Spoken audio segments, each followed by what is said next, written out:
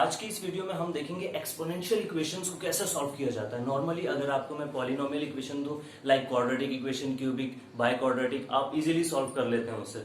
थोड़ी सी मेहनत लगती है लेकिन आप इजीली सॉल्व कर लेते हैं। लेकिन एक्सपोनेंशियल इक्वेशंस को सॉल्व करने की क्या टेक्निक्स हैं आज इस वीडियो में देखेंगे। तो starting with that question, 5 to the power x minus 5 to the power minus x whole over 2 equals to 3।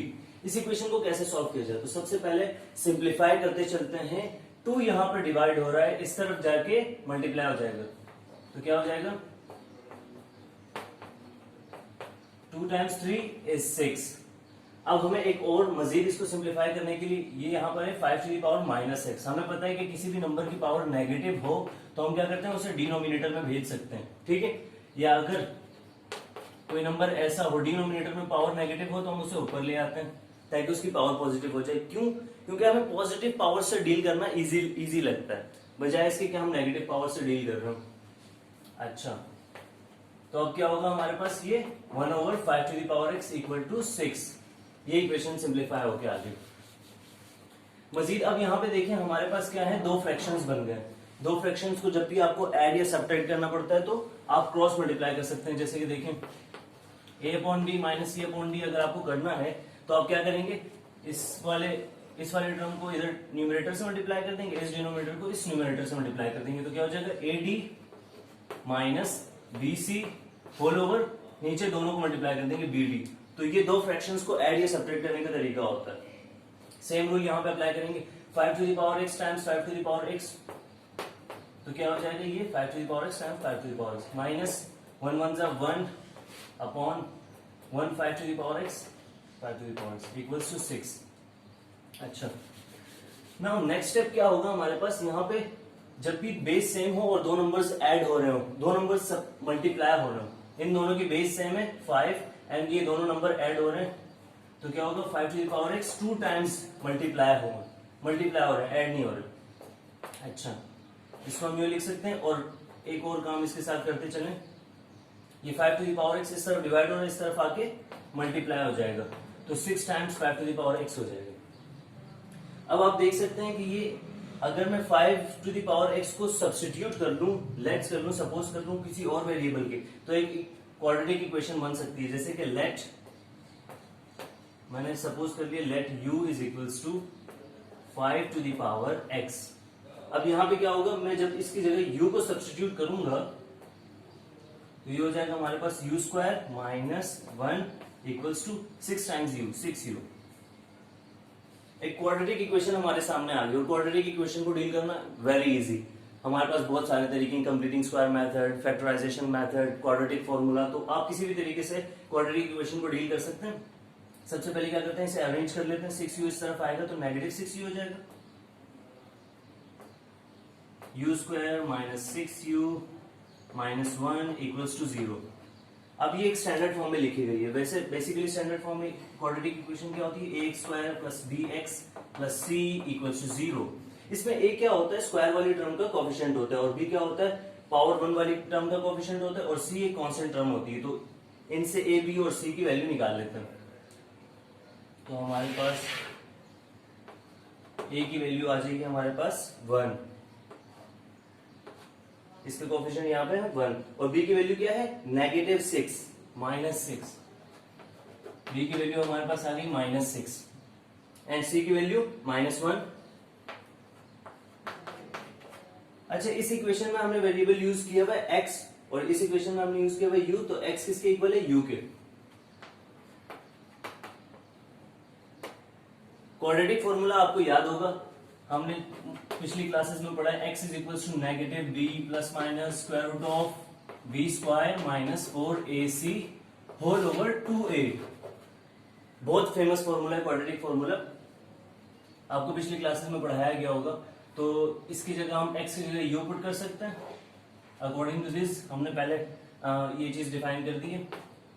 Negative b की वैल्यू क्या है, माइनस 6, फिर है plus minus square root of b² यानी कि नेगेटिव 6 का स्क्वायर माइनस 4ac। a की value क्या है 1, c की वैल्यू क्या है नेगेटिव 1 होल ओवर 2a। आप इसको मजीद सिंप्लीफाई करते जाएं तो आपके पास u की दो वैल्यूज आ जाती हैं, क्योंकि क्वाड्रेटिक इक्वेशन है, हमें पता है जब भी क्वाड्रेटिक इक्वेशन होती है तो उसके 2 आंसर्स आते हैं, ठीक है।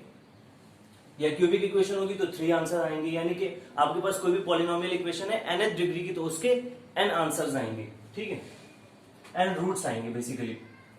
अच्छा, इसको मजीद सिंप्लीफाई करते हैं, minus minus plus, plus minus, minus six का स्क्वायर हो जाएगा 36, माइनस माइनस माइनस प्लस, 4 1 जा 4 एंड 2 2 1 जा 2। मजीद सिंप्लीफाई करते चलते हैं, 6 plus minus square root of 40, 36 plus 4 40 and whole over 2। अब 40 को मैं मजीद क्या लिख सकता हूँ, 4 टाइम्स 10, 4 10 जा 40 होता है, इसलिए मैंने इसको लिख दिया 4 टाइम्स 10। क्योंकि ऐसा मैंने क्यों किया, क्योंकि मुझे पता है स्क्वायर रूट ऑफ 4 2 आ जाएगा, बाहर आ जाएगा तो वो सिंप्लीफाई हो सकता है मजीद। अच्छा, whole over 2, so 6 plus minus 2 root 10, square root of 4 बाहर आ गया 2 और रूट 10 अंदर ही बचा। अब यहां से मैं क्या कर सकता हूं, इन दोनों में से 6 और 2 में से 2 कॉमन आ सकता है ताकि नीचे वाले 2 कट जाए, ठीक है। इसमें से 2 कॉमन लिए चलते हैं, तो 2 कॉमन लेंगे तो 2 3 जा 6 plus minus square root of 10 whole over 2। अब यहां पे क्या किया हमने, कॉमन ले लिया 2 ताकि ये 2 और ये 2 कट जाए। तो अब हमारे पास u की 2 वैल्यूज आ गई, 3 plus root of 10 and 3 minus root of 10। Majid question को यहां पे सॉल्व करते हैं, तो यहां से हमें u की 2 वैल्यूज मिलती है, 3 plus root of 10 and 3 minus root of 10। उसको यहां पे लिख सकते हैं 3 plus root of 10 and another value is 3 minus square root of 10, ठीक है। अच्छा, ये जो 3 प्लस रूट ऑफ 10 है इसका आंसर आता है अप्रोक्सीमेटली 6.16 अबाउट, एंड इसका आंसर आता है माइनस 0.16। तो अब इन दोनों में से कोई एक आंसर करेक्ट है, क्यों, क्योंकि जब हमने लेट किया था 5 to the power x equals to u, तो देखिए 5 टू द पावर x किसी भी नंबर की पावर नेगेटिव नहीं हो सकती, ये एक लॉजिक है, आपको इस सेंस को समझना पड़ेगा कि किसी भी नंबर की पावर होती है। लेट सपोज मैं कहता हूँ 5 की पावर 1 तो 5 होती है, 5 की पावर 0 1 होती है, 5 की पावर माइनस 1 वो 0.2 होती है, यानी किसी भी नंबर की पावर नेगेटिव नहीं आ सकती। तो ये वाला आंसर इज नॉट एप्लीकेबल क्योंकि ये नेगेटिव में आ रहा है, तो ये वाला आंसर इज रॉन्ग और ये वाला आंसर सही है क्योंकि ये पॉजिटिव आ रहा है, ठीक है। तो अब क्योंकि हमने ये सपोजिशन की थी, लेट किया था हमने 5 टू द पावर x को इक्वल के u के, तो एक्चुअली हमारे ये आंसर नहीं है हमारा। अभी हम इसको वापस सपोज करेंगे 5 टू द पावर x की, क्योंकि हमें x की वैल्यूज चाहिए, हमें u की वैल्यू नहीं चाहिए। तो हमने लिखा था 5 to the power x equal to u और u की वैल्यू क्या आ गई, 3 plus root of 10, 3 plus root of 10। अच्छा, एक चीज आपको याद रखनी पड़ेगी, कभी भी एक्सपोनेंशियल में वेरिएबल आ जाए, एक्सपोनेंट में वेरिएबल आ जाए तो उसको कैसे डील करते हैं, आपको करना ये होगा, सिंपली आपको दोनों साइड पर लॉग अप्लाई करना होगा। तो आप लिख सकते हैं taking log on both side,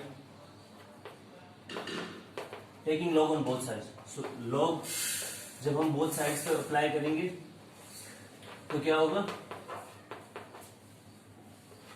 इस तरफ भी लॉग अप्लाई कर दिया, इस तरफ भी लॉग अप्लाई कर दिया। लॉग का एक रूल हमने याद किया हुआ, लॉग का रूल क्या है, लॉग का रूल ये है हमारे पास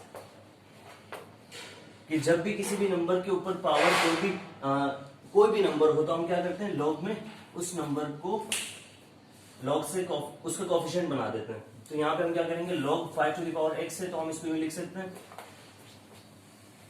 x times log of 5 equals to log of 3 plus square root of 10। तो यहाँ पे अब ये यहाँ पे x नीचे आ गई है और log 5 इससे मल्टीप्लाई हो रहा है, तो log 5 इस तरफ आएगा, डिवाइड हो जाएगा, यहाँ पे x की वैल्यू हमें ऐसे मिल सकती है। तो ये हमारा आंसर आ चुका है, x equals to log 3 plus root of 10 over whole over log of 5। अगर आप पॉइंट में डेसिमल्स में इसका आंसर निकालना चाहते हैं तो ये आएगा 1.13। सो ये था हमारा एक्सपोनेंशियल इक्वेशन को सॉल्व करने का तरीका, यानी कि हमने बेसिक रूल क्या अप्लाई किया, एक सपोजिशन की थी स्टार्ट में जिससे हमारी इक्वेशन क्वाड्रेटिक इक्वेशन बन गई थी। तो आप कभी भी आपको एक एक्सपोनेंशियल इक्वेशन डील करनी हो तो आपको लाजमी सपोजिशन करनी होती है, एंड वापस जब सपोजिशन की तरफ जाते हैं तो हमें क्या करना होता है, लॉग अप्लाई करना होता है ताकि वो जो एक्सपोनेंशियल पावर है वो नीचे उतर के आ जाए हमारे पास। यानी कि 5 टू द पावर x थी, x नीचे उतर के आ गया था, जिसकी मदद से हमने फाइनली फाइंड आउट कर लिया हमारा आंसर। तो ये एक तरीका था बेसिकली आपको बताने का कि एक्सपोनेंशियल इक्वेशंस को कैसे सॉल्व किया जाता है।